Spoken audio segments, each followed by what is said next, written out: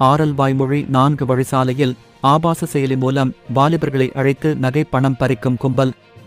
ஒருவர் கைது. கன்னியாகுமரி மாவட்டம் களியக்காவிளை பகுதியைச் சேர்ந்த 31 வயதுடைய அரசு ஊழியர் ஒருவர் போலீசில் ஒரு புகார் மனு கொடுத்தார். அதில் என்னை ஆரல்வாய்மொழி தேவசகாயம் மவுண்ட் 4 வழிச்சாலைக்கு ஒரு வாலிபர் மோட்டார் சைக்கிளில் அழைத்து வந்தார். அங்கு மறைந்திருந்த சக நண்பர்கள் 2 பேருடன் சேர்ந்து என்னை மிரட்டி 2 பவுன் நகை ரூபாய் 52,500 ஆகியவற்றை பறித்து சென்றார் என கூறியிருந்தார். இதுபற்றி ஆரல்வாய்மொழி போலீசார் வழக்கு பதிவு செய்து வழிப்பறி கும்பலை தேடி வந்தனர். முதலில் புகார் அளித்தவரிடம் தீவிர விசாரணை நடத்தப்பட்டது. அதில் பல பரபரப்பு தகவல்கள் வெளிச்சத்துக்கு வந்தன. அதாவது ஓரின சேர்க்கை விரும்பிகளை இணைக்கும் வகையில் செல்போன் ஆபாச செயலை உருவாக்கி அதன் மூலம் வாலிபர்களை சிலர் இணைத்து சாட்டின் செய்து வந்துள்ளனர். அதன் பேரில் சம்பந்தப்பட்ட அரசு ஊழியரையும் இணைந்துள்ளனர்.